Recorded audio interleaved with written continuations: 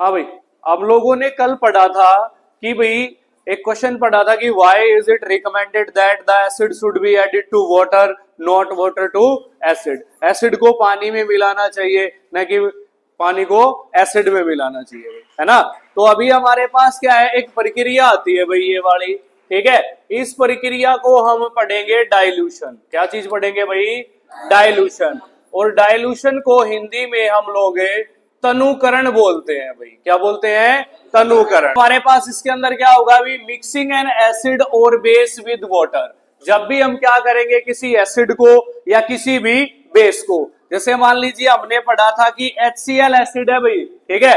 हमारे पास हम क्या कर रहे हैं अभी, पानी के साथ में इसको क्या कर रहे हैं, डिसॉल्व कर रहे हैं भाई, कर रहे हैं ना।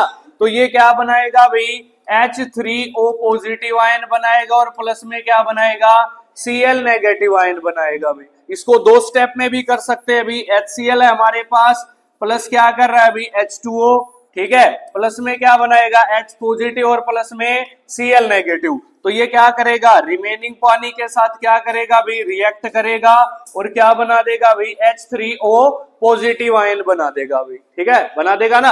तो चाहे हम बेस को कर ले, मान लीजिए डिसॉल्व, अगर हम बेस को करते हैं, मान लीजिए जैसे हमने क्या किया भाई, KOH को क्या किया भाई, पानी के साथ डिसॉल्व कर लिया। चाहे तो हम इस पानी को एरो के निशान पे भी लिख सकते हैं, या आप लोग क्या कर सकते हो, प्लस के निशान से भी लिख सकते हो। Is it clear? ठीक है। तो जब भी हम इसको क्या है करेंगे, तो हमारे पास क्या हो जाएगा, K प्लस आयन आ जाएंगे और OHA नेगेटिव आयन आ जाएंगे। किसी भी बेस का कर सकते हैं, मान लीजिए हम एक और बेस का कर दे भाई, ठीक है। हमारे पास Mg होल ट्वाइस OH, ठीक है।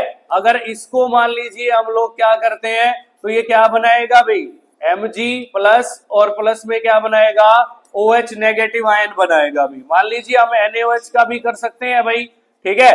तो क्या करेंगे, पानी के अंदर जब भी डिसॉल्व करेंगे तो हमारे पास Na पॉजिटिव और प्लस में क्या बनेगा, OHA नेगेटिव आयन बनेंगे। कहने का मतलब है अपने आयन प्रोड्यूस करेंगे, और जिसको हमने पढ़ा था आयोनाइजेशन रिएक्शन पढ़ा था भाई, पढ़ा था ना, ठीक है। तो हमारे पास क्या होगा भाई, जब भी हम एसिड को बेस को पानी में मिक्स करते हैं, result in decrease the concentration of ion, ठीक है। उसके जो भी आयन है भाई हमारे पास, वो क्या हो जाएंगे, पर यूनिट वॉल्यूम डिक्रीज हो जाएंगे भाई, ठीक है। तो अगर किसी एसिड को या किसी बेस को पानी के अंदर मिलाया और उसके आयन क्या हो गए, अलग हो गए, ईंट के रूप में बाहर निकल गए, ठीक है। बताया था आपको कि ईंट के रूप में कहा निकल जाएंगे, बाहर निकल जाएंगे, ठीक है। उस सारी प्रक्रिया को हम क्या बोलते हैं, पर यूनिट वॉल्यूम डिक्रीज हो जाएंगे। जितनी वॉल्यूम ले रहे हैं उसके हिसाब से, अगर हम 100 ml ले रहे हैं मान लीजिए, तो उसके हिसाब से डिक्रीज होंगे। अगर हम 1 किलो को कर रहे हैं, ठीक है, या 1 लीटर को कर रहे हैं, वो फिर उसके हिसाब से होंगे भाई। ज्यादा मात्रा लेंगे तो ज्यादा आयन बाहर निकल जाएंगे, और कम मात्रा लेंगे तो कम आयन बाहर निकलेंगे। क्लियर है? इस पूरी प्रक्रिया को हम लोग क्या बोलते हैं, डाइल्यूशन, ठीक है।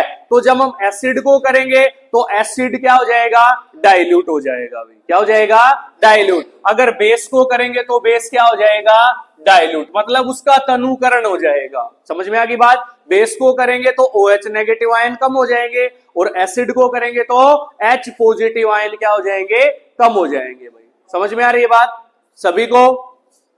फिर हमारे पास है बेटा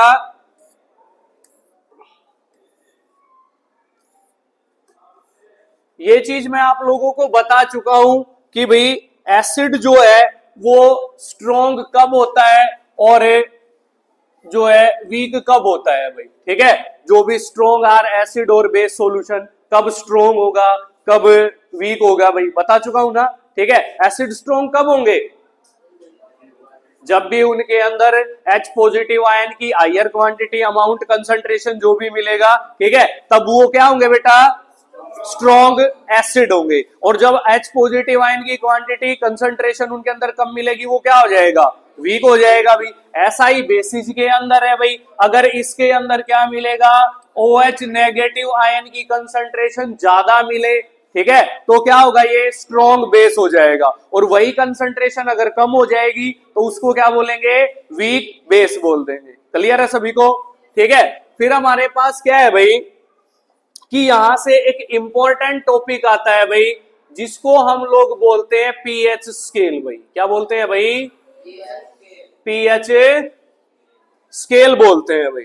ठीक है, तो हमारे पास क्या है, क्वेश्चन मिलेगा आप लोगों को, what do you mean by pH scale भाई। ठीक है, तो हमारे पास आपको एक डायग्राम दिखाई दे रहा होगा, ये वाला डायग्राम भाई दिखाई दे रहा है ना। इसके ऊपर जो है वो 0 to 7 वैल्यूज मिलेंगी भाई आपको, यहां से 0 1 2 3 4 5 6 7। ठीक है, फिर यहाँ पे आप में एक निशान लगा हुआ है, इसके 7 के बाद में 8 9 10 11 12 13 14 लास्ट तक मिलेंगे भाई। मतलब 0 to 14 नंबर तक क्या मिलेंगी आपको, काउंटिंग मिलेंगी भाई इसके ऊपर। समझ में आ रही है बात। ठीक है, तो हमारे पास जो है a scale for measuring hydrogen ion concentration in A solution. मतलब यहां पे क्या है भाई, जो पीएच स्केल है भाई, पीएच स्केल। ठीक है, तो यहां पे पीएच की फुल फॉर्म पता है आपको, power of hydrogen ion concentration. क्या होती है, power of hydrogen ion concentration.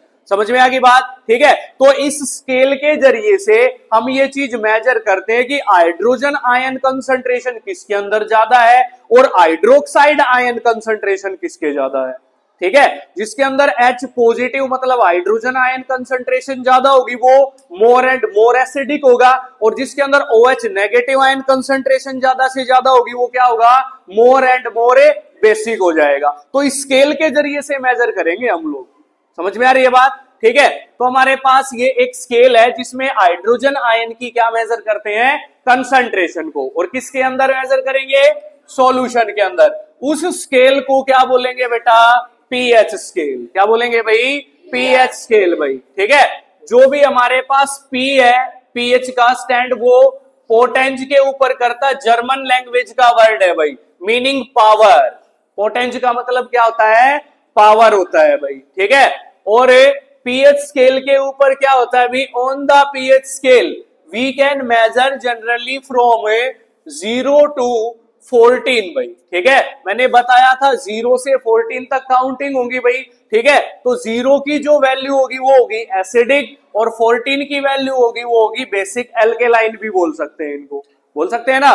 ठीक है, फिर हमारे पास क्या है भाई, इसके अंदर कहता है भाई the pH of neutral solution is 7। मतलब इसके ऊपर जो 7 पीएच वैल्यू दिखाई दे रही है आपको बीच के अंदर, ठीक है, जिसकी भी पीएच स्केल वैल्यू क्या होगी, 7 होगी। ठीक है, तो वो सॉल्यूशन कौन सा सॉल्यूशन हो जाएगा, न्यूट्रल सॉल्यूशन। क्या हो जाएगा, न्यूट्रल सॉल्यूशन। जैसे आपने 3 प्रकार के सॉल्ट पढ़े थे, एसिडिक सॉल्ट पढ़ा था, बेसिक सॉल्ट पढ़ा था, और न्यूट्रल सॉल्ट पढ़ा था। तो न्यूट्रल सॉल्ट की पीएच स्केल वैल्यू कितनी मिलेगी, 7 मिलेगी भाई, और एसिडिक की लेस देन 7, और बेसिक की क्या मिलेगी, मोर देन 7। समझ में आ गई बात। फिर अगली चीज यही कह रहा है, value less than 7 on the pH scale represent acidic solution. जो वैल्यू पीएच स्केल के ऊपर 7 से कम होगी, इस साइड में जो होगी भाई, ठीक है, वो किसको भाई, एसिड को शो करेगी भाई, एसिडिटी को शो करेगी भाई। समझ में आ गई बात। फिर कहता है भाई as the pH value increases from 7 to 14, 7 से अगर हम इस साइड में जाएंगे, ठीक है, तो ज्यादा से ज्यादा नीचे की तरफ कौन से होंगे, OH नेगेटिव आयंस होंगे भाई, और OH नेगेटिव आयन किसकी प्रेजेंस को शो करेंगे भाई, बेस की प्रेजेंस को क्या करेंगे भाई, शो करेंगे भाई। इस प्रकार से हम लोग क्या कर सकते हैं, इसके ऊपर पीएच स्केल वैल्यू निकाल सकते हैं भाई किसी भी गिवन सॉल्यूशन की। समझ में आ रही है बात। फिर हमारे पास ये आता है भाई higher the hydronium ion concentration. जितनी ज्यादा हाइड्रोजन आयन कंसंट्रेशन जिस भी सॉल्यूशन की होगी, lower is the pH value. इस बात के ऊपर ध्यान देना आप लोग, मतलब उसकी पीएच वैल्यू उतनी है कि मिलेगी, कम मिलेगी मतलब। ठीक है, जैसे जो हमारे पास आप लोगों को बताया था मैंने कि HCl के अंदर हाइड्रोजन आयन कंसंट्रेशन जो भी होती है ना भाई, ठीक है, वो बहुत ही ज्यादा होती है भाई। इसी वजह से इसकी पीएच स्केल वैल्यू कितनी है, 0। कितनी है भाई, 0। जिसके अंदर जितने ज्यादा हाइड्रोजन आयन कंसंट्रेशन, उसकी पीएच स्केल वैल्यू उतनी कम।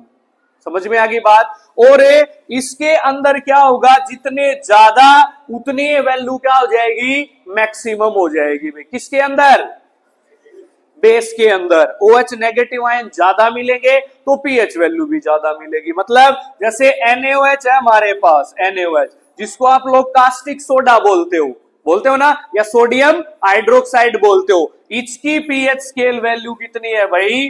14। कितनी है भाई? 14। समझ में आ गई बात सभी को अच्छे से?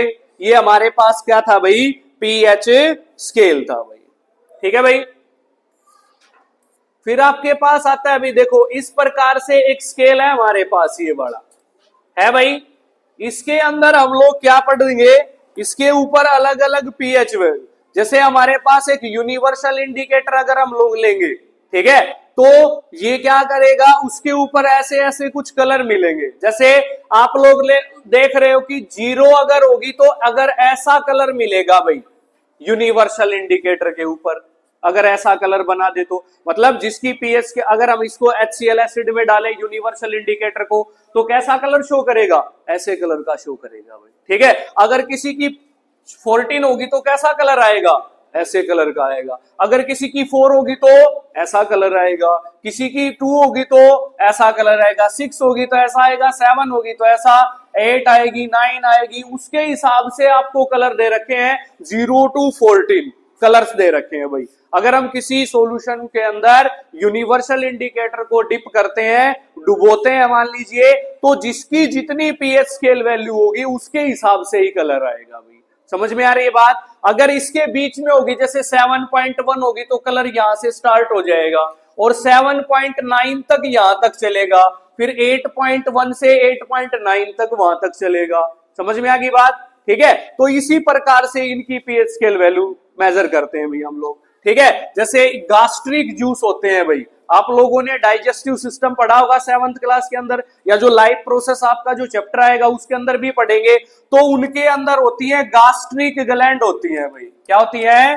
Gastric glands. ठीक है। जो कहां पर पाई जाती है?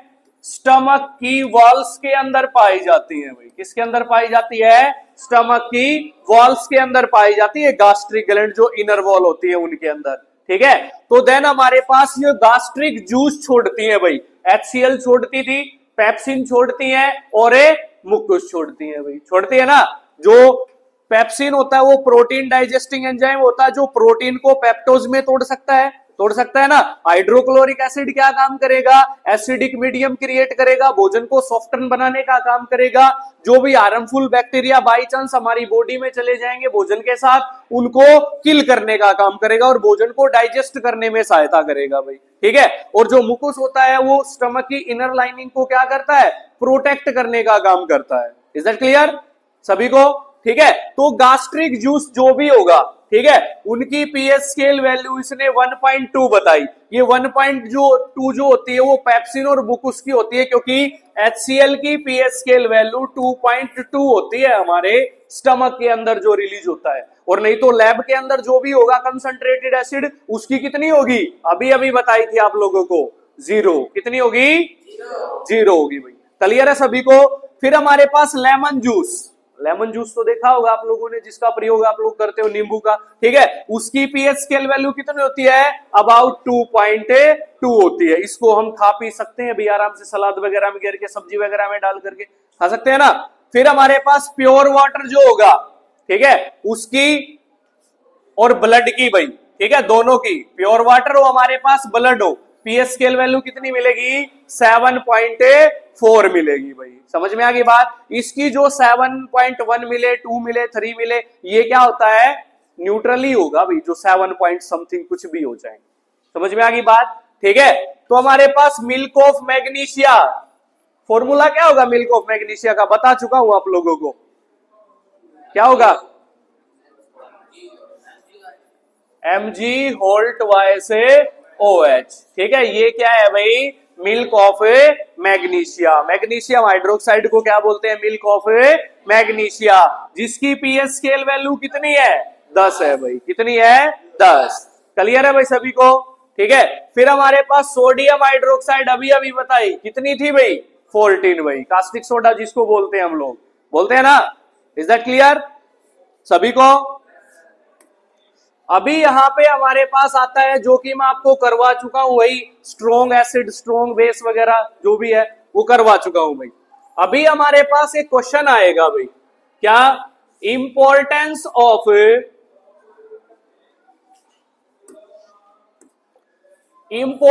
Of pH in everyday life.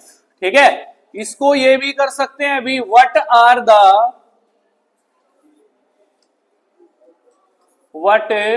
Are the अभी हो जाएगा importance of pH in everyday life.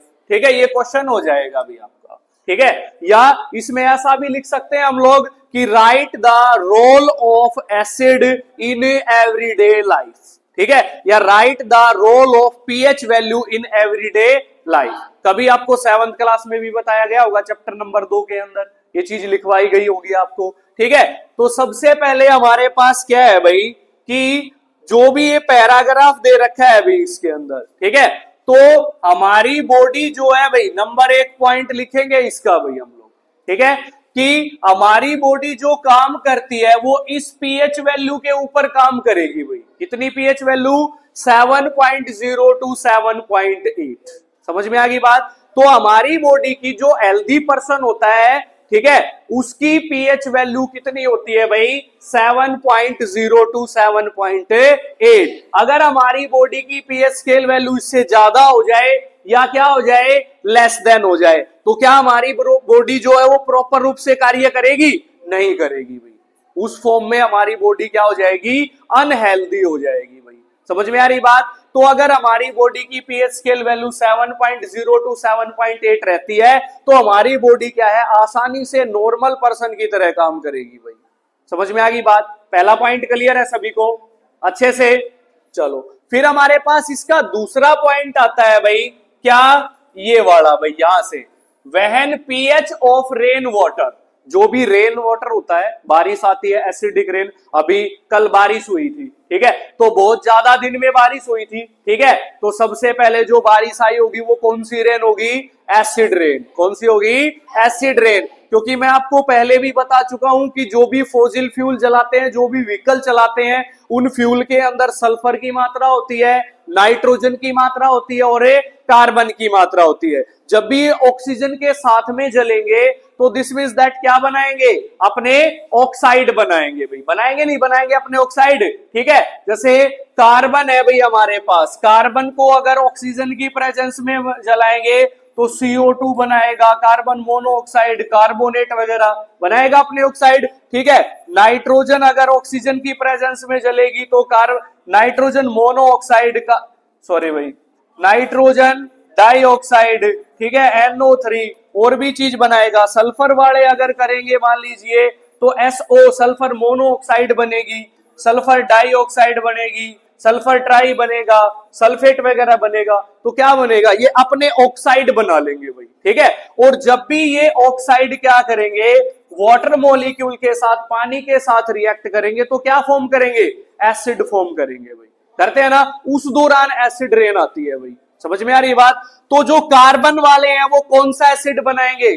पहले बताया था आपको, कौन सा भी? H2CO3, इसको कार्बोनिक एसिड बोलते हैं भाई, ठीक है। ये बनाएंगे नाइट्रिक एसिड जिसको HNO3 बोलते हैं भाई, और ये बनाएंगे सल्फ्यूरिक एसिड जिसको H2SO4 या H2SO3 बोलते हैं। ये सल्फ्यूरस एसिड होता है, ये सल्फ्यूरिक एसिड होता है, एक पावर का फर्क है बस।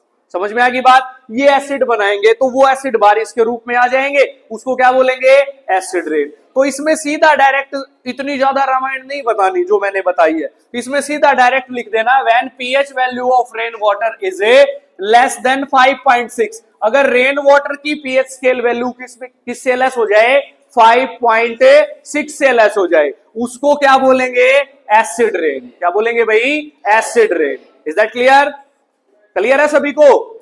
इसका एक क्वेश्चन आता है भाई इसी पॉइंट से रिलेटेड, और मोस्टली पूछता है एनुअल एग्जाम में, ठीक है। ऐसा भी हो सकता है कि चारों कोडों में पूछ ले भाई, ठीक है। क्वेश्चन मिलेगा आपको कि what do you mean by acid rain, how is it affects the aquatic life of organisms. मतलब एसिड रेन क्या होगी और जो एक्वेटिक लाइफ होती है, जलीय जीवों की जो लाइफ होती है, उसको ये कैसे अफेक्ट करता है। क्वेश्चन क्लियर है सभी को? तो आंसर आपने यहीं से स्टार्ट करना है। When the pH of rain water is less than 5.6, it is called acid rain। ये acid rain का डेफिनेशन हो गया भाई, हो गया ना। फिर उसके आगे जो मैंने क्वेश्चन बोला, how it affect the aquatic life of organisms, उसका आंसर यहां से स्टार्ट होगा भाई। When acid rain flows into the river, जब भी वो फ्लो करके किसके अंदर मिल जाएगी, नदियों के अंदर मिल जाएगी, जोड़ों के अंदर, तालाबों के अंदर, झीलों के अंदर मिल जाएगी, तो रेन वाटर एसिडिक है भाई वो, तो क्या होगा, it lowers the pH of river water. जो उस दौरान रिवर के अंदर, पॉन्ड के अंदर, लेक के अंदर जो भी पानी है उसकी पीएच स्केल वैल्यू नॉर्मल है, लेकिन जब एसिड वाला पानी मिलेगा तो उसकी पीएच स्केल वैल्यू क्या हो जाएगी, लेस हो जाएगी, कम हो जाएगी ना। तो जिससे क्या होगा, the survival of aquatic life in such reverse becomes difficult. क्यों डिफिकल्ट हो जाएगा, क्योंकि जब भी एसिडिक वाटर उसके अंदर मिलेगा तो उसकी पीएच स्केल वैल्यू कम होने से ऑक्सीजन की क्वांटिटी क्या हो जाएगी, कम हो जाएगी, घट जाएगी। अगर ऑक्सीजन की क्वांटिटी प्रॉपर रूप से जलीय जीवों को नहीं मिलेगी तो वो प्रॉपर रूप से ब्रीथिंग, रेस्पिरेशन नहीं कर पाएंगे, और जो बंदा रेस्पिरेशन प्रॉपर रूप से नहीं कर पाएगा, एट लास्ट वो क्या हो जाएगा, मर जाएगा भी, डाइड हो जाएगा, राम नाम सत्य हो जाएगा फिर उसका। ठीक है, तो इसी वजह से कई बार आपने देखा होगा कि जोड़ों, तालाबों वगैरह में कई बार मछलियां जो है वो मरी हुई मिलती हैं। सबसे ज्यादा पोल्यूशन जो है वो गंगा रिवर में होने लगा था, जिसको गंगा रिवर को बचाने के लिए एक गैप नामक क्या है, एक्शन प्लान चलाया गया था, जिसको बोलते हैं गंगा एक्शन प्लान। 1986 में चलाया गया था गंगा को बचाने के लिए। गंगा जो है वो गंगोत्री नामक स्थान से क्या है, बंगाल की खाड़ी तक जाती है भाई, लगभग 2500 किलोमीटर जाती है भाई वो। बहुत सारे मान लीजिए यूपी के, उत्तराखंड के, ठीक है, इस साइड के जो भी एरिया जाते उसके अंदर आते, तो गंदगी बहुत ही ज्यादा डाली जा रही थी, तो उसको बचाने के लिए चलाया गया था ये गंगा एक्शन प्लान। ठीक है, तो इसी प्रकार से क्या है, जो भी जलीय जीव है उनको सांस लेने में दिक्कत होगी और वो क्या हो जाएंगे, मर जाएंगे भाई। समझ में आ गया बात? क्लियर है सभी को? इतना आंसर लिखना पड़ेगा आपने इसका, और 2 नंबर में पूछता है भाई मोस्टली। क्लियर है भाई? फिर है भाई हमारे पास नेक्स्ट है भाई, नेक्स्ट पॉइंट अभी जो प्लांट होते हैं भाई, ठीक है, प्लांट जो भी होते हैं भाई, ये तीसरा पॉइंट है भाई। Plants require a specific pH range for their healthy growth भाई। ठीक है, प्लांट जो भी होंगे किस भूमि में उगेंगे, जो भूमि नाइदर एसिडिक होगी और नॉर बेसिक होगी। ना तो एसिडिटी ज्यादा होनी चाहिए भूमि के अंदर, और ना ही क्या होनी चाहिए, बेसिसिटी ज्यादा होनी चाहिए भाई, है ना। तो नॉर्मल जो पीएच स्केल वैल्यू होगी उसी के ऊपर पौधे अच्छे से ग्रोथ एंड डेवलपमेंट करेंगे। तो तीसरा पॉइंट आप लिख सकते हैं, जो भी प्लांट है उनको रिक्वायर होता है, जरूरत होती है एक स्पेसिफिक पीएच वैल्यू की, जिसमें वो आसानी से अपनी ग्रोथ एंड डेवलपमेंट को बढ़ावा दे सके भाई। समझ में आ गई बात सभी को अच्छे से? ठीक है भाई। फिर हमारे पास आता है अभी नेक्स्ट पॉइंट आता है,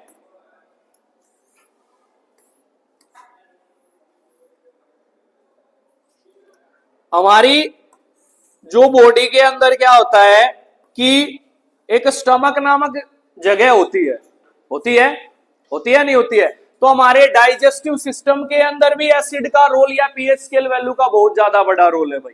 ठीक है, तो इसमें कहता है भाई कि हमारा जो स्टमक है भाई वो क्या काम करता है भाई, हाइड्रोक्लोरिक एसिड क्या काम करेगा भाई, प्रोड्यूस करेगा भाई, करेगा ना HCl एसिड। HCl एसिड क्या करता है, प्रोड्यूस करता है, जिसकी पीएच स्केल वैल्यू 2.2 होती है भाई, बताई थी अभी अभी थोड़ी देर पहले आप लोगों को। ठीक है, तो it help in the digestion of food without harming the stomach, बिना हमें नुकसान पहुंचाए या हमारे स्टमक को नुकसान पहुंचाए क्या करता है, भोजन के डाइजेशन को करता है भाई। ठीक है, जो भी कॉम्प्लेक्स फूड सब्सटेंसेस होते हैं उनको सिंपलर वंस के अंदर या सिंपल सब्सटेंसेस के अंदर तोड़ देगा भाई, तोड़ने का काम करेगा। ठीक है, फिर कहता है भाई जब भी कभी आप लोगों को इंडाइजेशन हो जाए, इंडाइजेशन का मतलब अपच की स्थिति आ जाए, एसिडिटी वगैरह हो जाती है आप लोगों को, हो जाती है ना।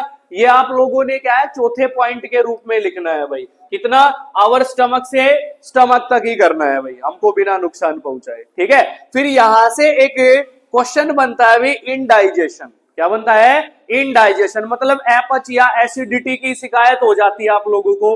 तो आप लोगों को एसिडिटी की शिकायत क्यों हो जाती है, बताओगे आप लोग मेरे को, एनीवन, कोई भी, जिसको भी पता हो, पता है भाई, हर्ष, नैतिक, देव, तरुण, दीपांशु, किसी को भी नहीं पता, गर्ल्स में दिव्या, नहीं पता। क्या होता है कि जब भी हम भोजन खाते हैं, साइंस का मानना यह है कि एक निवाला जो भी आप लोग खाते हो, ठीक है, उसको कम से कम 30 बार चबा करके खाना चाहिए, तब जाके सलाइवा अच्छे से मिलती है, समझ में आ गई बात, ठीक है। उसके दौरान जब भी आप अपना खाना कंप्लीट कर लेते हो, मतलब जिसको जितनी भी भूख है उसके अकॉर्डिंग वो डाइट लेगा भाई, ठीक है। जिसको 3 रोटियों की डाइट है मान लीजिए, किसी को है, ठीक है, वो 3 रोटियां ही खाएगा, जिसको 5 की नीड है वो 5 ही खाएगा, या जिसको जितनी भी नीड होती है उसके अकॉर्डिंग भोजन खाता है भाई, खाता है ना।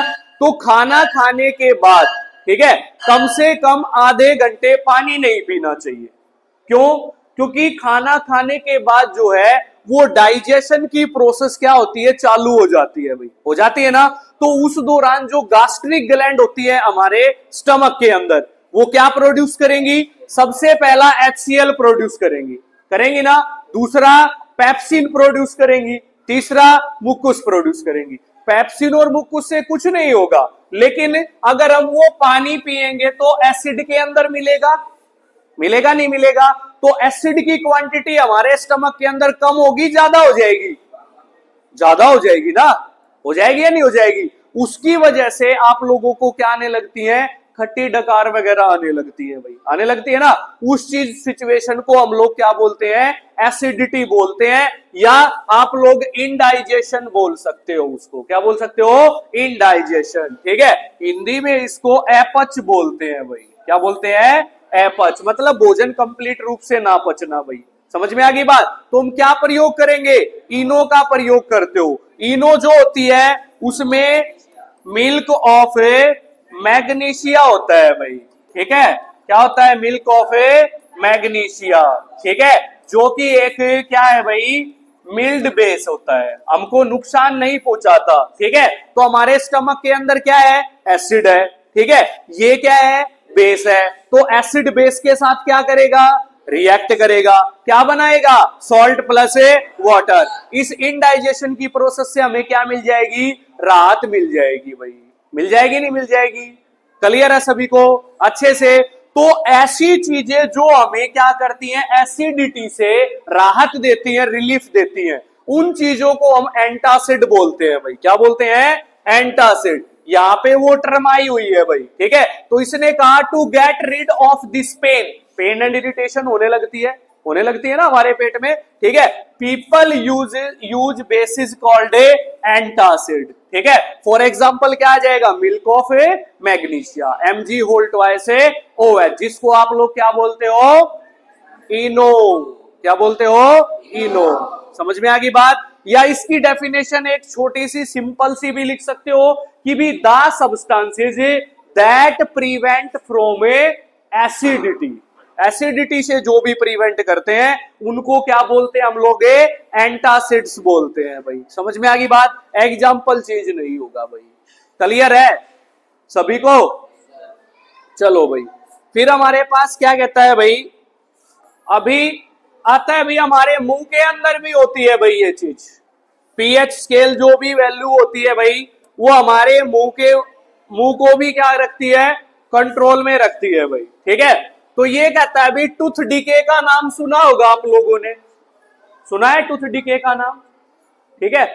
और क्या बोलते हैं इसको, डेंटल कैरीज भी बोल सकते हैं हम, छठे चैप्टर के अंदर भी आएगा भाई, ये डेंटल कैरीज बोल सकते हैं इसको, या टूथ डिके बोलते हैं। आप लोगों को पता है कि आपके दांतों में क्या है, एक काले काले कलर की चीज सी थोड़ी सी लग जाती है, लग जाती है ना। कई बार आप लंबे समय तक दांत वगैरह साफ नहीं करते तो एक काले कलर की चीज लग जाती है, आपकी जो भी अंदर वाले दांत होते हैं, जाड़ वगैरह जिसको बोलते हैं, है ना, उसके अंदर लग जाएगी। तो आप लोग घर वाले क्या बोलेंगे कि कीड़ा लग गया, होता है ना, बोलते कीड़ा लग गया, लेकिन एक्चुअलिटी में वो कीड़ा बच्चों को डराने के लिए बोला जाता है। एक्चुअल में वो क्या होती है, कैविटी बोलते हैं उसको, क्या बोलती है, कैविटी। वो धीरे धीरे हमारे दांतों को क्या करती है, खराब करती है भाई, ठीक है।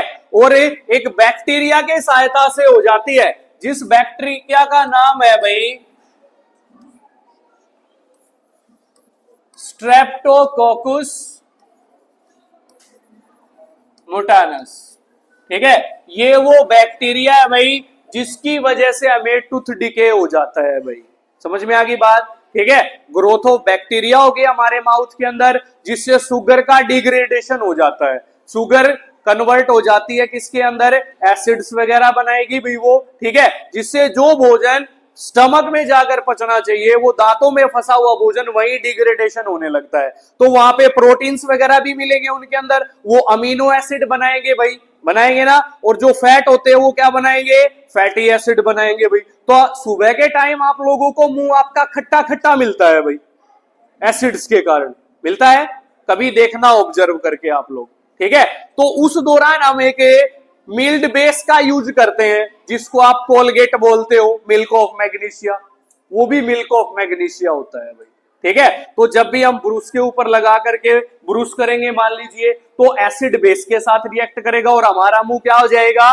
न्यूट्रलाइज हो जाएगा, क्या हो जाएगा, न्यूट्रलाइज। इस सिचुएशन से इस प्रकार क्या पा सकते हैं हम, छुटकारा पा सकते हैं भाई, पा सकते हैं ना, ठीक है। तो हमारे पास ये कहता है भाई starts when the pH of mouth is lower than 5.5, अगर हमारे माउथ की पीएच स्केल वैल्यू कितनी हो जाए, 5.5 से क्या हो जाए, कम हो जाए, तो हमें कौन सी बीमारी हो जाएगी, टूथ डिके, क्या हो जाएगी, टूथ डिके। तो हमारे खाने के अंदर सबसे ज्यादा शुगर होती है भाई, स्टार्च होती है, वो सिंपल शुगर में टूटती है और सिंपल शुगर कार्बोहाइड्रेट्स में टूटती है, समझ में आ रही है ना बात, ठीक है।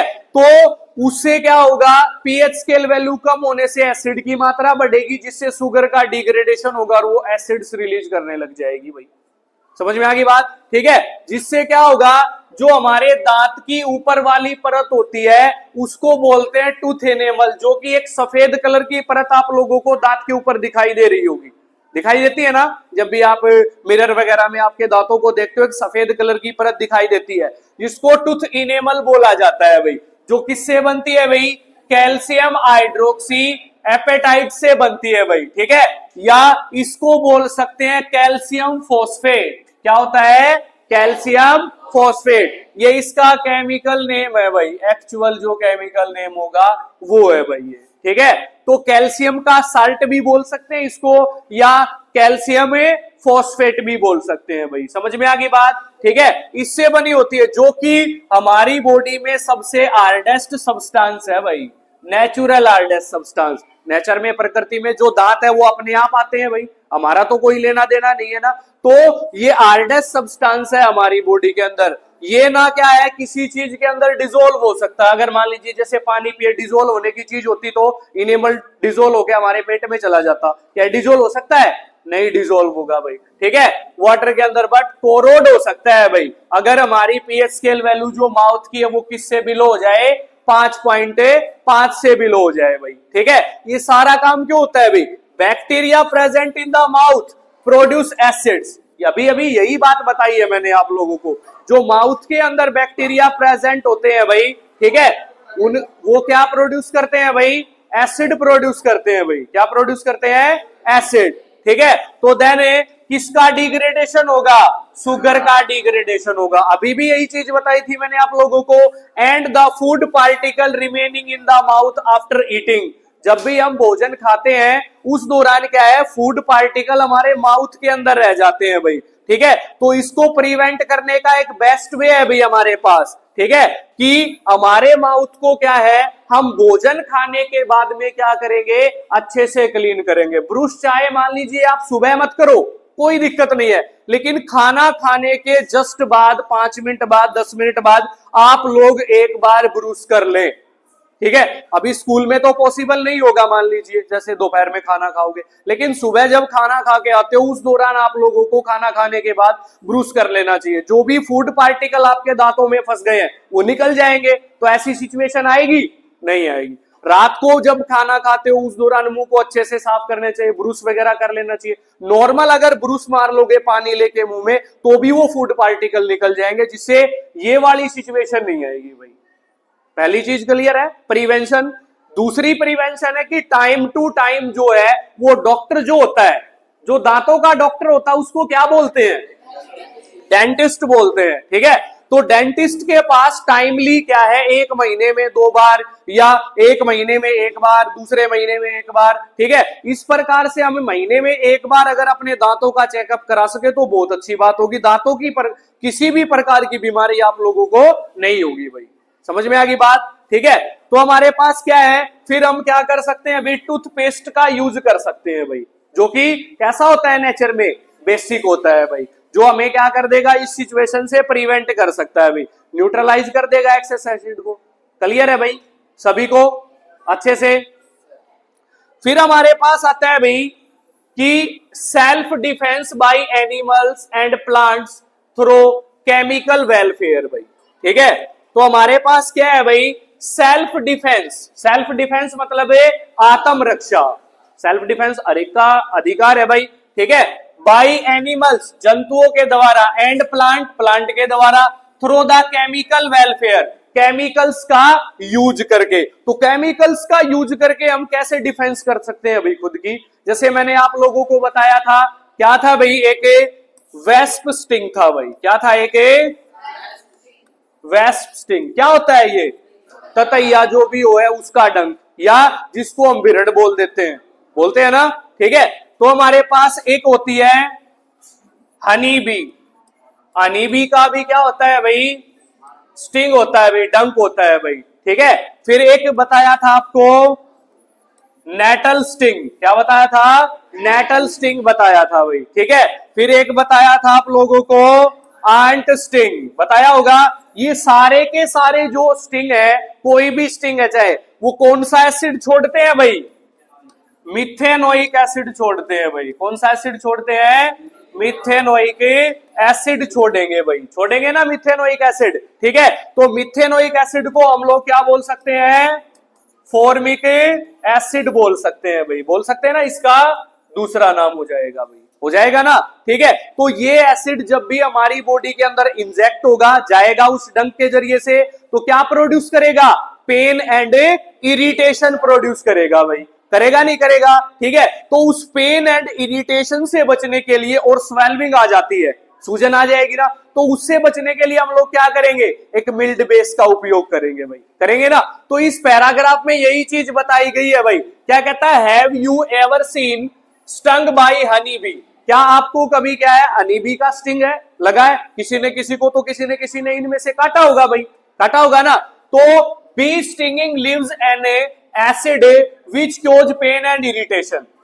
एसिड छोड़ती है कौन सा, मिथेनोइक एसिड भाई, जिसकी वजह से क्या होगा, pain and irritation. Use of mild base like baking soda, बताया था आप लोगों को, या कैलामाइन सॉल्यूशन भी यूज कर सकते हैं, मेडिकल स्टोर पे मिलता है भाई, वो बेकिंग सोडा का ही बनता है भाई, ठीक है। फिर हमारे pass on the stung area gives relief, जहां पे भी मान लीजिए इन्होंने डंक मारा है वहां पे रख करके क्या करेंगे, उसको रब करेंगे भाई, ठीक है। रब करने से एसिड बेस के साथ रिएक्ट करेगा, न्यूट्रलाइज कर देगा उसके इफेक्ट को, और पेन एंड इरिटेशन जो है वो दूर हो जाएगी। लेकिन जो स्वेल्विंग आई हुई होगी वो 1-2 दिन में उतरेगी भाई, उतरेगी ना। तो हमें इस प्रकार से करने से क्या होगा भाई, वो दूर हो जाती है भाई। तो इसने दिया हुआ stinging hairs on nettle leaves inject methanoic acid causes burning pain. जो भी नेटल स्टिंग बताया था, स्टिंगिंग एयर्स वगैरह होते हैं, न्यूट्रलाइजेशन ऑप्शन जो है नेचर कैसे प्रोवाइड करती है, उस क्वेश्चन में बताया था आप लोगों को मैंने।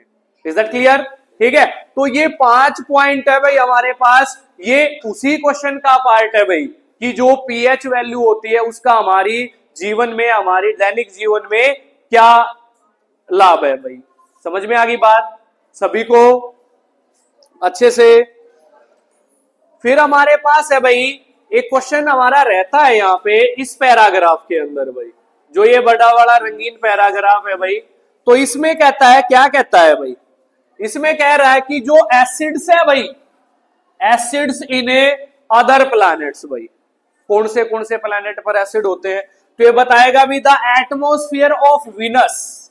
विनस मतलब कौन सा ग्रह होता है ये, कौन सा ग्रह है विनस? शुक्र ग्रह है भाई। कौन सा है भाई? शुक्र ग्रह है भाई। ठीक है, तो शुक्र ग्रह पर क्या है भाई? Is made up of thick white and yellowish clouds of sulphuric acid भाई। ठीक है, वहां पर शुक्र ग्रह पर क्या है, क्या मिलेंगे? थिक मतलब मोटे, ठीक है, व्हाइट और येलो कलर के क्लाउड मिलेंगे जो किस कौन से एसिड के बने होते हैं भाई? सल्फ्यूरिक एसिड, जिसको हम क्या बोलते हैं? H2SO4 बोलते हैं भाई। क्लियर है सभी को अच्छे से? ठीक है भाई।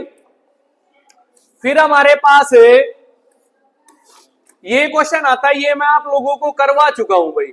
नेचर प्रोवाइड न्यूट्रलाइजेशन ऑप्शन बताया था आप लोगों को, इसी के अंदर से आप लोगों का आंसर होगा भाई।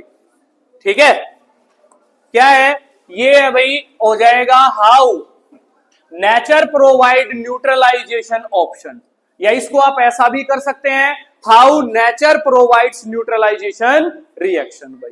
ठीक है, तो nettle is a herbaceous plant भाई, बताया था आप लोगों को। ठीक है, which grows in the wild, wild को आप क्या लिख सकते हो? फॉरेस्ट भी लिख सकते हो भाई, लिख सकते हो ना? कनिका, चल भाई पीछे वाले दरवाजे से चले जाना। ठीक है, देखो भाई, तो जो वाइल्ड को हम क्या लिख सकते हैं? फॉरेस्ट लिख सकते हैं भाई, लिख सकते हैं ना? तो हमारे पास क्या आता है? It's leaves have stinging air, stinging का मतलब कांटे होते हैं उनके, जो भी मतलब पत्ते होते हैं उनके ऊपर। ठीक है, which causes painful sting when touched accidentally, accidentally अगर टच हो जाएंगे बाई चांस हमें, तो क्या होगा भाई? वो हमें पेन एंड इरिटेशन करेंगे भाई। ठीक है, this is due to methanoic acid secreted by them, जो इनके जरिए से क्या छोड़ा जाएगा? मिथेनोइक एसिड या फॉर्मिक एसिड छोड़ा जाएगा, उसके कारण होते हैं भाई। ठीक है, तो एक रेमेडी होती है, रेमेडी का मतलब होता है बचाव के उपाय भाई। ठीक है, वहीं पे क्या मिलेगा भाई? एक डॉक प्लांट मिलेगा भाई, बताया था आप लोगों को। वहीं के भी साइड्स में क्या मिलेगा? डॉक प्लांट भाई, which often grow besides the nettle in the wild, wild की जगह फॉरेस्ट का यूज कर सकते हो, वहीं फॉरेस्ट के अंदर मिलेगा भाई। ठीक है, तो आप लोग क्या करोगे? उसके पत्ते वगैरह को तोड़ करके जो भी जूस वगैरह उसके अंदर से निकलेगा, तो जहां पे वो एक्सीडेंटली टच हुआ है वहां पे वो डाल करके क्या करोगे? रब कर दोगे भाई, और रब करने से क्या होगा? एसिड बेस के साथ रिएक्ट करेगा, देन क्या होगा? न्यूट्रलाइज हो जाएगा, हो जाएगा ना न्यूट्रलाइज। तो इसी प्रकार से नेचर भी क्या प्रोवाइड करती है? न्यूट्रलाइजेशन ऑप्शन या न्यूट्रलाइजेशन रिएक्शन प्रोवाइड करती है भाई। ठीक है, फिर हमारे पास एक टेबल आती है भाई, जिसके अंदर आप लोगों ने क्या है? ऑर्गेनिक एसिड के बारे में पढ़ोगे भाई। ठीक है भाई, कुछ ऑर्गेनिक एसिड है भाई हमारे पास, जैसे आप लोगों को बताया था भाई, विनेगर में जो है वो कौन सा एसिड होता है? एसिटिक एसिड होता है भाई। कौन सा एसिड होता है? Acetic acid. ठीक है, और हमारे पास जो है विनेगर का फॉर्मूला होता है CH3COOH। क्या होता है? CH3COOH। ठीक है, एसिडिक एसिड का दूसरा नाम है भाई इथेनोइक एसिड। क्या नाम है भाई? कौन सा नाम है? Ethanoic acid. तीनों एक ही चीज है, विनेगर का फॉर्मूला बोल दे, एसिटिक एसिड का फॉर्मूला बोल दे, या इथेनोइक एसिड का फॉर्मूला बोल दे भाई। ठीक है, क्या होगा भाई? CH3COOH। समझ में आ गई बात? ठीक है, फिर हमारे पास ऑरेंज आता है। ऑरेंज क्या है? सिट्रस फ्रूट के अंदर आता है भाई। कौन सा एसिड आ जाएगा? सिट्रिक एसिड आ जाएगा भाई। ठीक है, टमाराइंड में बताया था आप लोगों को टार्ट्रिक एसिड भाई। टोमेटो में बताया था आप लोगों को ऑक्जेलिक एसिड भाई। सार मिल्क जो होता है, या कर्ड भी बोल सकते हैं इसको, कौन सा एसिड? लैक्टिक एसिड होता है। ठीक है, और कर्ड के अंदर कौन से बैक्टीरिया पाए जाते हैं? लैक्टोबैसिलस। दूध की शुद्धता कौन सा मीटर? लैक्टोमीटर। लेमन के अंदर सिट्रिक एसिड। लेमन भी कैसा होता है? कैसे होते हैं? टेस्ट कैसा होगा? खट्टे होते हैं। आंट स्टिंग में मिथेनोइक एसिड, नेटल स्टिंग में मिथेनोइक एसिड। अगर आंट स्टिंग अगर हनी बी स्टिंग बोले तो भी मिथेनोइक एसिड, वेस्ट स्टिंग बोले तो भी मिथेनोइक एसिड। और भी एप्पल का भी बताया था आप लोगों को, कौन सा? Malic acid. आंवला में एस्कोर्बिक एसिड। ठीक है। एस्कॉर्बिक एसिड जो है आंवला में किसकी प्रेजेंस को शो कर रहा है, कौन से विटामिन की प्रेजेंस को, विटामिन सी, कौन से को, विटामिन सी। समझ में आ गई बात, ठीक है भाई। फिर अभी हमारे पास हम फैमिली ऑफ सॉल्ट पे पहुंच जाते हैं भाई। अभी सॉल्ट की फैमिली बता चुका हूं आपको, सॉल्ट की फैमिली। ये वाला जो पैराग्राफ है भाई हमारा, ठीक है, इसके अंदर क्या है, इस पैराग्राफ के अंदर क्या है, एसिडिक सॉल्ट है भाई, ठीक है, बेसिक सॉल्ट है, और क्या है भाई, न्यूट्रल सॉल्ट है भाई, जिनके बारे में आपको बता चुका हूं भाई। तो यहां से इस पैराग्राफ से भाई हमारे पास क्या है, इसमें देखो आप महात्मा गांधी दे रखे है भाई, दे रखे है ना, ठीक है। तो हमारे पास क्या है, इन्होंने क्या किया था, दांडी यात्रा याद होगी ना आप लोगों को, ठीक है। कब हुई थी दांडी यात्रा, 1930 में। डेट क्या थी, 12 मार्च थी ना भाई, ठीक है। तो इन्होंने क्या है, नमक कानून को तोड़ा था अभी, नमक बना करके समुद्र के किनारे, ठीक है। कौन से आश्रम में रहते थे ये, साबरमती आश्रम में रहते थे भाई, रहते थे, पढ़ा था आप लोगों ने, ठीक है भाई।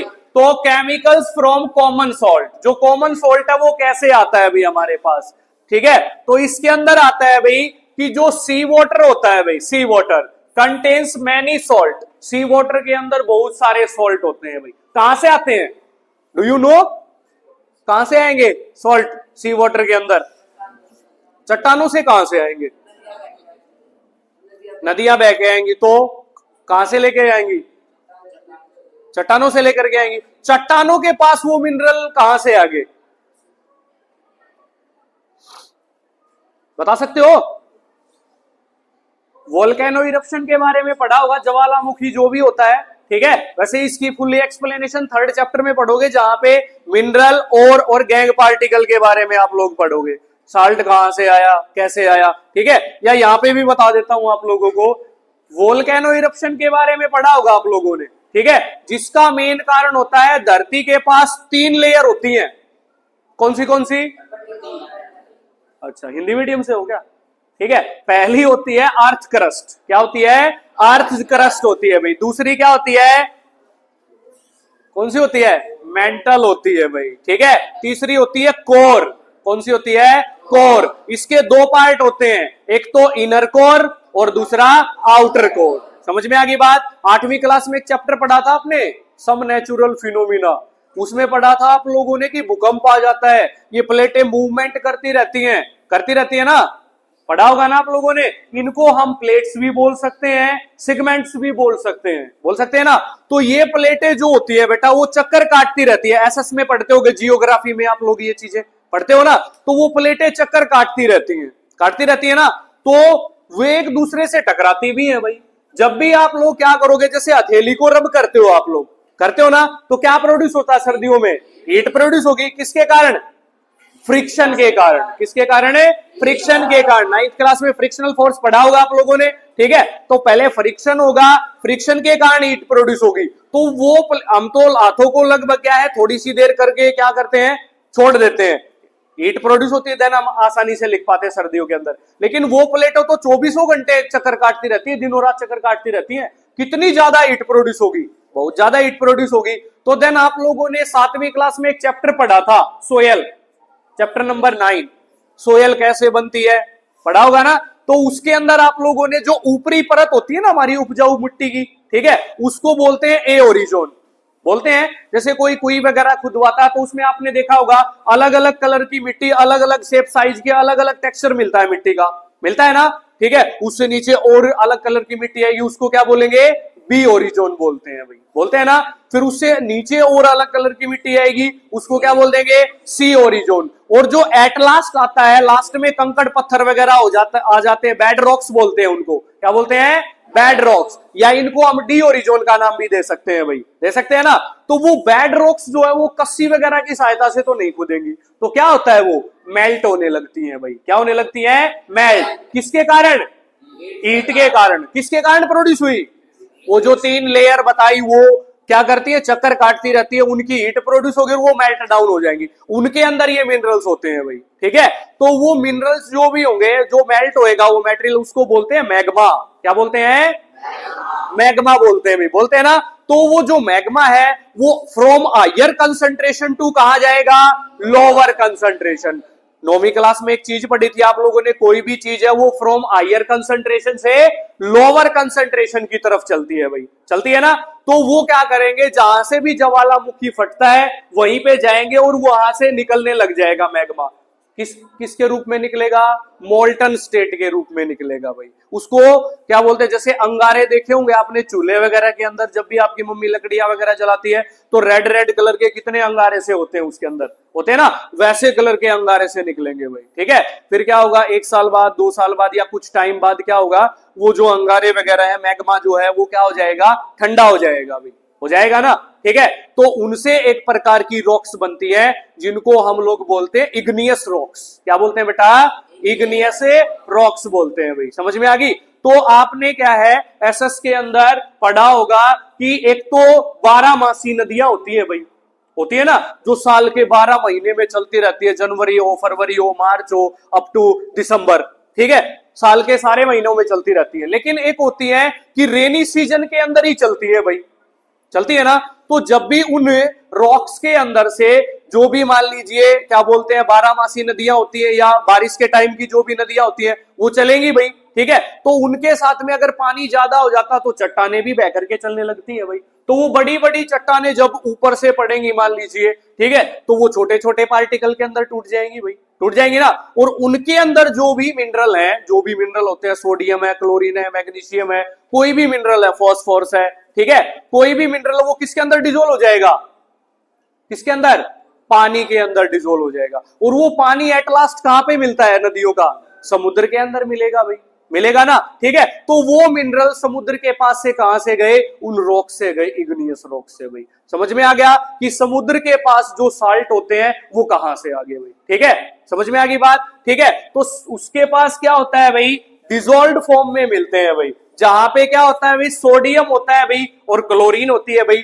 तो सोडियम क्लोराइड जो है वो उसके अंदर से हम लोग क्या कर सकते हैं, सेपरेट कर सकते हैं भाई, ठीक है। तो हम लोग क्या है भाई, इसको these large crystals are often brown due to impurities, this called is rock salt। जैसे आप लोग देखते हैं, जिसने सिंध नमक भी बोला, रॉक्स के रूप में आता है, ठीक है। इसको शुद्धिकरण भी करा जा सकता है भाई वहां पे, ठीक है। जैसे समुद्र के अंदर तो आप लोगों को क्या मिलेगा, कॉमन सॉल्ट ही मिलेगा, सफेद कलर का जो भी होता है। समुद्र के पास क्या करेंगे, छोटे छोटे गड्ढे वगैरह बना देंगे, अपेक्षाकृत जैसे आपका एक जोड़ वगैरह होता है, ठीक है, उतने बड़े बड़े बना देंगे गड्ढे, तो उसके अंदर समुद्र का पानी छोड़ा जाएगा, ठीक है। फिर वो क्या होगा, धीरे धीरे पानी इवेपोरेशन हो जाएगा, बाद में सफेद कलर का क्या बचेगा, सॉल्ट बचेगा भी, उसको प्योरीफाई कर लिया जाता है। लेकिन रॉक्स वगैरह के अंदर क्या बनता है, जब सोडियम, ठीक है, क्या कौन भाई, सोडियम किसके साथ रिएक्ट करे, क्लोरीन के साथ, तो बनेगा क्या, NaCl ही बनेगा। इस NaCl को हम क्या नाम दे देंगे, रॉक साल्ट नाम दे देते हैं भाई, ठीक है। ये हमारे पास क्या है, फॉर्म्ड होता है, जिसको आप सिंधा नमक भी बोलते हो, जो भी भर्ती वगैरह खाया करे भाई। समझ में आ गई बात सभी को, ठीक है। फिर है भैया हमारे पास है आज का लास्ट टॉपिक करेंगे भाई हम लोग, ठीक है, कॉमन सॉल्ट के यूजेस करेंगे भाई। क्या करेंगे, कॉमन सॉल्ट के यूजेस करेंगे भाई, ठीक है। तो हमारे पास क्या है भाई कि ये पूछ रहा है भाई, common salt A raw material for a chemicals भाई, ठीक है। इसमें क्या है भाई, the common salt obtain an important raw material for various materials of daily use.